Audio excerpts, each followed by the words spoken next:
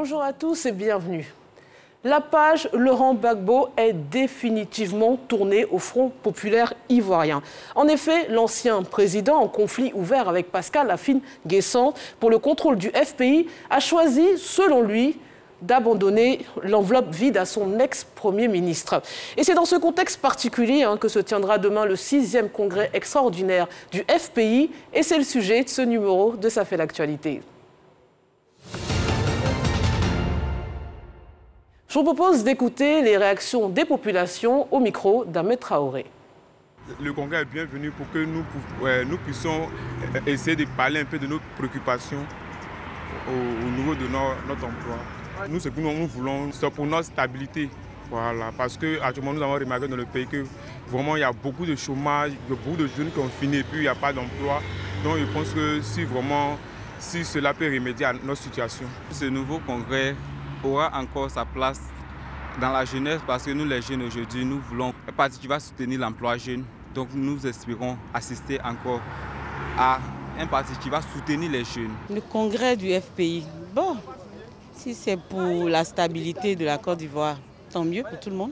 En tant que jeune, quand on parle du congrès d'un parti politique toujours, ce à quoi un jeune peut s'attendre, c'est que déjà ça donne disons plus de démocratie, c'est que ça se fasse déjà dans la démocratie, c'est-à-dire que dans la paix, et que avec ce congrès-là, ils nous disent vraiment qu'est-ce qu'ils ont comme projet, voilà, parce que c'est sur la base de leurs projets qu'ils seront jugés. Voilà, je vais parler des élections, donc ça va dépendre de ce qu'on va entendre, de ce qu'ils vont nous dire. Voilà, c'est là qu'ils seront appréciés. Tout ce que nous attendons des dirigeants, des responsables de chaque congrès, de chaque parti, vraiment, nous voulons la paix. La paix, l'entente, la cohésion, surtout plus d'emplois pour la jeunesse. Aujourd'hui, c'est un des diplômes, mais qui se retrouvent encore à la rue, qui n'ont pas encore de travail encore à faire. Vraiment, si ce congrès peut apporter de plus, un plus encore, vraiment, ça serait une bonne chose. Désormais seul aux commandes du parti historique de la gauche ivoirienne, Pascal Afine-N'Guessan va tenter de mobiliser ses troupes et d'être le candidat du FPI à l'élection présidentielle de 2025. Le 13 novembre se tiendra un congrès extraordinaire du FPI au Palais des Sports de Treichville, censé acter la renaissance du parti et conforter son président dans son rôle de leader désormais incontesté. À quoi donc doit-on s'attendre dans le cadre de ce 6e congrès extraordinaire? Quelle perspective pour le Front populaire ivoirien de Pascal Afine-N'Guessan? Pour en parler, je reçois Isiaka Sangaré, secrétaire général et porte-parole du FPI, président du comité d'organisation du congrès. Bonjour et bienvenue. Merci, bonjour à vous. Alors, avec quel état d'esprit aborde-t-on un congrès extraordinaire de son parti politique après le départ très médiatique de l'un de ses membres fondateurs? Et pas des moindres. Alors, le congrès est abordé dans la mise en œuvre d'espérances nouvelles ou des lendemains plus prometteurs pour le Front populaire ivoirien, pour la Côte d'Ivoire, parce que nous sommes un parti essentiel dans le jeu politique ivoirien. Alors, selon vous, ces congrès de la rupture, de la renaissance, certains parlent de renaissance, ou y a-t-il une continuité avec le FPI dirigé par le président Laurent Gbagbo? Il faut dire que le Front populaire ivoirien est dirigé depuis l'accession du FPI au pouvoir par le président Pascal Afine-N'Guessan. Donc si on s'en tient donc aux années 2000-2001, nous sommes allés à un congrès où le président Pascal Afine-N'Guessan a été élu. C'est donc dire que nous sommes dans la dynamique depuis cette période-là. Mais il est bien évident que les indicateurs internationaux, avec les nouvelles priorités et les nouvelles exigences, nous appellent à recalibrer notre offre, nous appellent à mettre en œuvre une nouvelle dynamique opérationnelle pour répondre aux attentes des populations et mettre en jeu l'espérance démocratique. Alors pour paraphraser l'ancien président, le FPI est-il une enveloppe vide? Et sinon, quelle est sa substance? Oh, il est bien évident qu'à certains moments, on dit des choses, mais la réalité, elle est là, elle est palpable. Et j'invite l'ensemble de nos concitoyens à tourner leur regard vers le Palais des Sports demain, samedi 13 novembre, pour se rendre compte de la réalité. C'est factuel, je n'en dirai pas plus. Alors encore une ou deux questions sur l'ancien président Laurent Gbagbo. On a entendu Pascal Afine-Guessan sur une chaîne étrangère chez nos confrères dire que la rupture avec Laurent Gbagbo allait permettre une meilleure gestion finalement du parti en mettant fin aux guerres intestines. Doit-on déduire que c'est un soulagement pour vous finalement le départ de Laurent Gbagbo? Oui, c'est un soulagement et c'est une clarification. Parce que quand la confusion est maintenue à dessein, vous savez les conséquences que cela peut engendrer. Nous avons présenté des candidats et d'autres personnes ont prétendu être des candidats du Front populaire ivoirien, sachant bien que ce n'était pas fondé, mais cela a perduré et a plutôt freiné la dynamique. Et c'est l'une des raisons pour lesquelles nous avons connu les résultats qui ont été ceux de notre approche au niveau des élections législatives. On reviendra dessus. Mais n'est-ce pas aussi, à contrario, un handicap de perdre une figure emblématique pour votre parti? Il faut comprendre que l'histoire de nos différents pays est restée attachée à des cycles. On a connu le cycle des pères fondateurs. On a cru que la résurgence de la démocratie allait mettre en évidence l'approche institutionnelle, mais malheureusement, certains croient qu'il est important de rester attaché à des paradigmes du passé. Nous évoluons vers une société, vers une institution, et que cette institution-là demeure avec des règles. Les personnes passent, les institutions demeurent. Donc nous nous battons pour que la démocratie même, qui est une approche institutionnelle, soit l'inspiration pour tous les systèmes qui prétendent mettre une nouvelle gouvernance en œuvre. Alors, mais sans aucunement justifier la personnification du pouvoir, une élection présidentielle, c'est la rencontre d'un homme et de son peuple. Donc quand vous nous dites que finalement le fait qu'une grande personnalité soit mise en avant, c'est forcément négatif pour vous? Alors vous pensez que parce que c'est l'histoire d'une rencontre entre un homme et son peuple, personne d'autre ne peut construire une histoire qui intéresse les populations?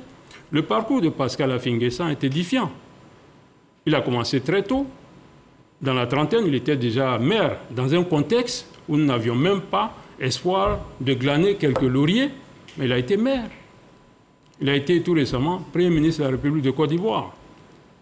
C'est vrai que la population attend soit des héros, soit des martyrs. Mais Afine-Guessan est une histoire vivante en termes d'héroïsme de nos dernières années de lutte politique. Ne serait-ce que par son implication dans le dialogue politique, ne serait-ce que par sa position qui a fait freiner et reculer l'approche qui aurait été une approche de guéguerre, si on n'avait pas eu cette position de résilience. Mais en 2020, finalement, la résilience n'était plus à l'ordre du jour. En 2020? Oui, à la dernière élection présidentielle. En 2020, il y a eu un contexte particulier. Et ce contexte que nous jugeons malheureux pour toutes les répercussions qui s'en sont suivies, ce contexte-là a créé un environnement où des choses ont été dites. Mais cette page est fermée. Et nous passons à une autre... Alors revenons-en à ce congrès qui est placé sous le thème suivant, le FPI mobilisé pour une Côte d'Ivoire unie, démocratique et prospère. Au-delà du slogan, de quoi s'agit-il exactement? Oui, au-delà du slogan, mais le slogan, c'est l'exclamation de ce que nous pensons profondément. Déjà, il y a l'enjeu et le pari de la mobilisation que nous comptons gagner. Vous voulez faire une démonstration de force avec ce congrès? Vous comptez dessus? Mais tous les partis politiques sont dans un jeu de compétition. Et le jeu est permanent. Il ne s'agit pas seulement d'une compétition avec l'un ou avec l'autre. Il s'agit d'une démonstration pour que les populations comprennent que leurs aspirations, à travers le Front populaire ivoirien, sont réelles, sont possibles pour les populations qui ne se sont pas encore engagées. Donc c'est d'abord ça. Mobilisation. Donc retrouvons-nous une cible de 10 000 délégués. Ensuite, il ne faut pas s'en tenir qu'à cela. Il faut ouvrir les perspectives de notre orientation future et de notre projection par rapport aux échéances électorales à venir. Alors ce congrès est à 4 ans de la prochaine élection présidentielle. Quels sont finalement les enjeux de ce congrès pour votre parti? Alors les enjeux, c'est déjà pour nous, après avoir tourné la page, de faire en sorte que nous puissions mettre en œuvre notre approche opérationnelle à travers des thématiques essentielles. La question du financement du parti, la question du jeu dynamique des alliances, la question de l'organisation et du fonctionnement du parti, notre idéologie notre ligne en termes de rappel par rapport à notre action et par rapport au développement de nos différentes idées. Donc c'est déjà cela. Ça nous paraît important. En sortant de là, nous aurons une offre davantage adaptée. Parce que, comme j'ai dit tout à l'heure en introduction, il faut qu'un parti politique de la trempe du Front populaire ivoirien comprenne et mette en œuvre les initiatives nouvelles pour que les attentes et les contraintes imposées par l'environnement international puissent se traduire dans nos différents programmes et dans la finalité de notre projet de société. C'est important pour nous. Vous avez déclaré que le FPI souhaiterait avoir comme invité l'ex-première dame Simone Gbagbo. Déjà, a-t-elle répondu à votre invitation et sera-t-elle présente? Alors, nous sommes à quelques heures de l'événement. À ce jour, nous enregistrons des retours de réponse. Je dirais qu'en l'état actuel des choses, nous n'avons pas de réponse venant de la première dame, de l'ex-première dame, Simone Gbagbo. Mais vous souhaitez vraiment qu'elle soit présente? C'est quoi, pour faire un pied de nez au PPACI? Ouais, elle n'a pas assisté à leur congrès, donc c'est pour dire quoi Alors, il faut comprendre que... On a l'impression que cette femme devient une prise de guerre entre les partis de gauche. Ça, c'est votre impression. Mais nous sommes dans un environnement où cette dame, membre fondateur du Front populaire ivoirien, en l'état actuel des choses, nous considérons qu'il est important qu'elle reste à la maison. Et cependant, il ne faut pas croire que toutes nos actions sont des guéguerres vis-à-vis d'un nouveau parti qui a été créé. La finalité pour nous, c'est de gagner les élections en 2025. Donc la finalité pour nous, c'est de continuer, non seulement à critiquer l'action gouvernementale, mais à apporter aussi notre contribution au développement des approches par rapport aux attentes des populations. C'est comme ça que nous nous positionnons le mieux. Alors Pascal Affi-N'Guessan est l'actuel président du FPI depuis le 22 juillet 2001. Après 10 ans à la tête du parti, que peut-on mettre à l'actif de son bilan? Alors je dirais que c'est plus que ça. C'est plus que ça. Mais il faut dire que Pascal Affi-N'Guessan a été élu en 2001. Et en 2001, il était en même temps Premier ministre de la République de Côte d'Ivoire. Malheureusement, il y a une situation qui est advenue en 2002. Il s'est retiré en tant qu'acteur principal, en tant que président du Front populaire ivoirien. Il a donc continué de faire en sorte que le parti apporte sa contribution à l'action gouvernementale, puisqu'à l'époque, nous étions au pouvoir. Mais il faut dire que cet épisode aussi, une fois au pouvoir, nous avons constaté que les différentes propositions du parti n'avaient plus prise. Évidemment, chacun des acteurs politiques, à un moment donné, est libre d'avoir l'approche qui lui sied le mieux. Donc, au-delà de ça, il a continué de mener son action, de permettre au parti de vivre, de permettre au parti de s'étendre et faire en sorte que, pendant les moments difficiles de cette période de crise-là, en 2002, nos militants donnent de la voix.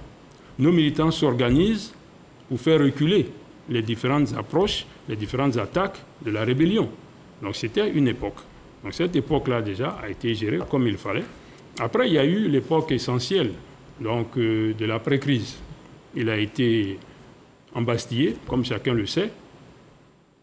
Évidemment, il n'était pas membre du gouvernement. N'étant pas membre du gouvernement, il n'aurait pas dû se retrouver dans cet environnement.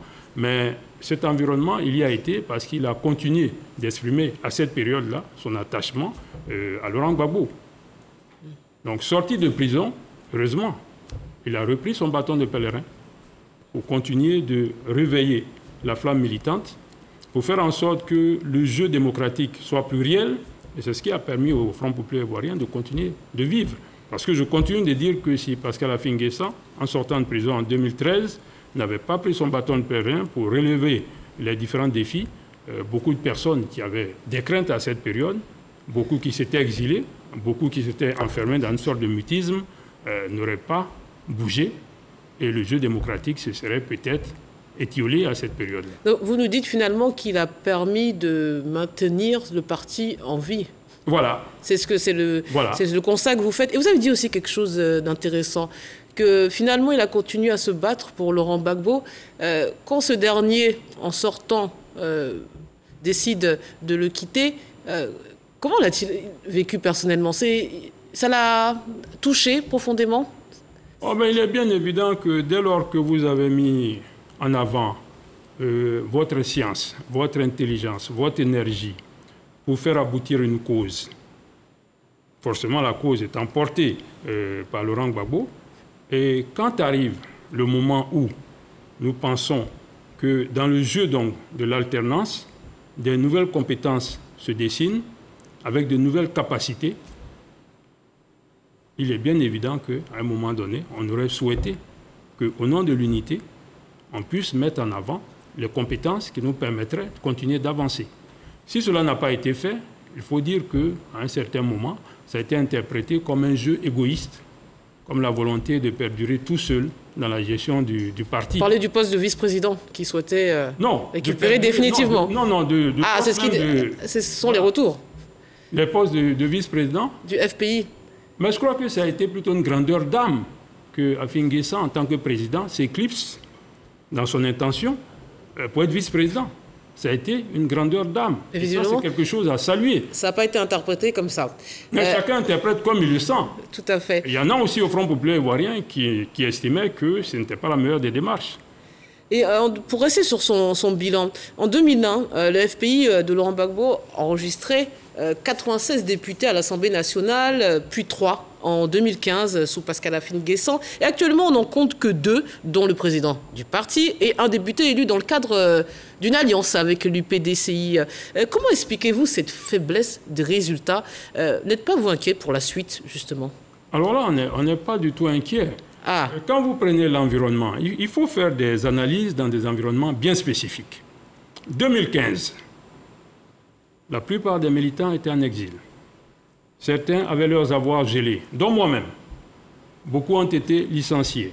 Les populations avaient peur, elles se tairaient suite à la crise. Il y avait une crise interne au niveau du Front populaire ivoirien qui était à ces moments, je dirais, les plus fulgurants. Donc, comparaison n'est pas raison. Il faut prendre en compte ces aspects.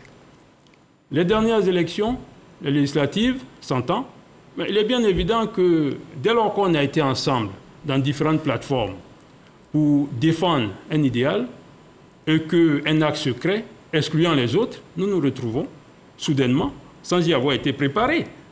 Parce que si on avait su que c'est cela qui allait prévaloir vers la fin, on aurait pris nos différentes précautions.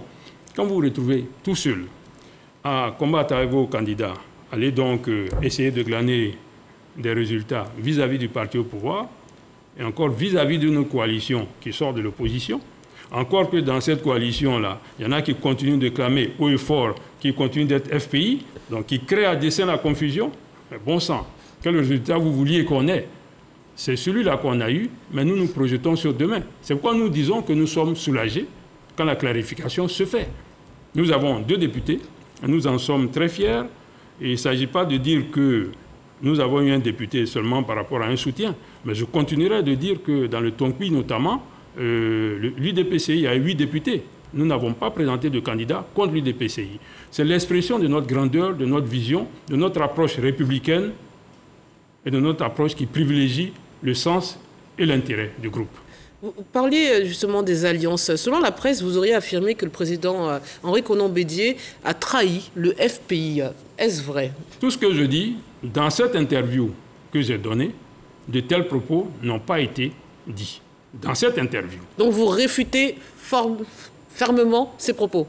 Je dis dans cette interview, ces propos n'ont pas été tenus. C'est ce que je voulais préciser. Et je crois que nous avons fait un démenti.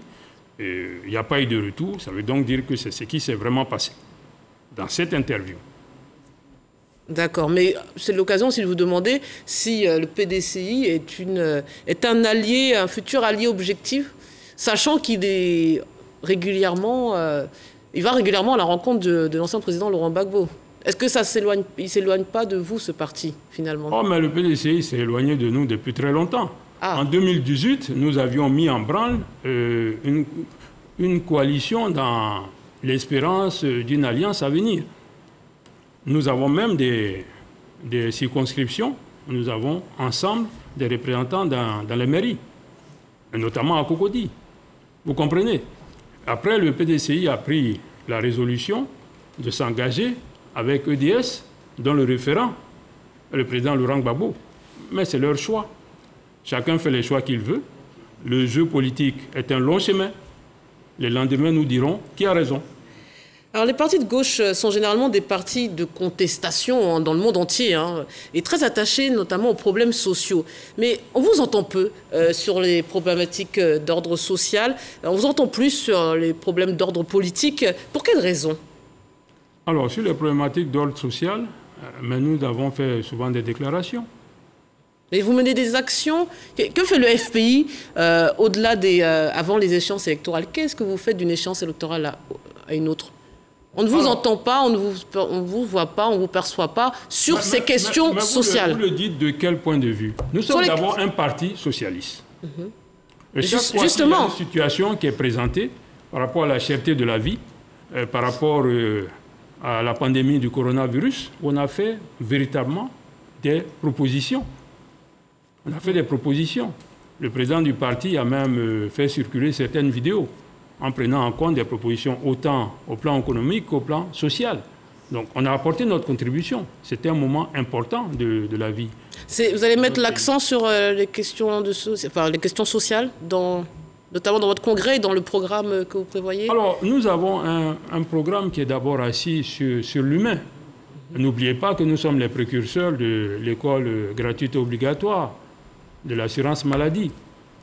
Et nous tenons à ces créneaux-là. Évidemment, notre action, à un moment donné, sur le terrain, elle est visible.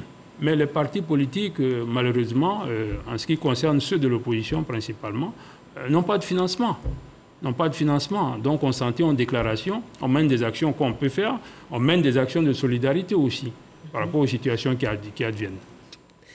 Votre parti a aussi connu de bon nombre de défections, notamment ces dernières semaines. En craignez-vous d'autres depuis le retour de Laurent Gbagbo? Vous savez ce qui m'amuse véritablement? Quand on dit bon nombre de défections, il y en a eu combien à votre avis? Bon, il n'y en a peut-être pas une dizaine, mais parfois ce sont des ténors du parti, des noms. C'est qui les ténors du parti? Les ténors du parti, Pascal Affi-N'Guessan, il est bien là. Les anciens ministres de la République qui sont au Front Populaire, ils sont bien là. Augustin Komoué. Donc vous minimisez? Augustin Komoué, Adjobi Christine, Yapouatse, je ne cite que ceux-là. Donc vous minimisez ces départs médiatisés? Nous respectons ces départs, mais peut-être qu'ils ont été médiatisés à souhait pour avoir un impact, mais l'impact, il n'est pas là. La réalité, c'est que nous avons plus de 200 et quelques membres de la direction du parti. 3 sont partis. Faites le ratio et vous verrez que l'approche, disons, de nombreux départs n'a pas son sens. Nous respectons leur position. Mais il n'y en a pas eu dans l'autre sens. On n'a pas vu... Il n'y en a pas eu dans l'autre sens. Arrêtez de voir la paille qui est dans l'œil du voisin, pendant qu'il y a la poutre dans l'œil de l'autre. Vous êtes sûr que dans l'autre sens et dans... Alors, mais c'est l'occasion de nous le dire. C'est l'occasion de nous le dire. Qui a quitté Laurent Gbagbo pour rejoindre Pascal Affi-N'Guessan? Qui? Alors, la cible en termes électoraux, c'est principalement aujourd'hui les jeunes. Beaucoup de jeunes nous rejoignent. Beaucoup de jeunes ne connaissent pas l'histoire des années 82. C'est évasif comme réponse. Évasif, madame. Les jeunes. Je pourrais vous donner des listes d'affiliation de personnes qui ont adhéré. C'est quoi, des militants qui sont devenus adhérents du parti? C'est ce que vous voulez dire? Ah non, les militants adhérents, non. Je veux dire, ce sont des jeunes qui sont devenus adhérents du parti. C'est des jeunes qui ont adhéré au parti. Vous comprenez? Depuis le schisme. Depuis le schisme. C'est pourquoi on a dit clairement que le schisme nous met dans une position confortable, parce que le jeu de la clarification a entraîné des approches vis-à-vis de nous. Alors, l'un des enjeux de la prochaine élection présidentielle est l'affrontement entre les deux hypothétiques candidats que seront peut-être Laurent Gbagbo et Pascal Affi-N'Guessan, à la fois pour le PPACI et pour le FPI. Cette élection sonnera l'heure de vérité de la gauche ivoirienne? Moi, je m'engage pour le cas de Pascal Affi-N'Guessan et pour le cas du Front populaire ivoirien. Mais nous appelons fortement à la candidature de Pascal Affi-N'Guessan.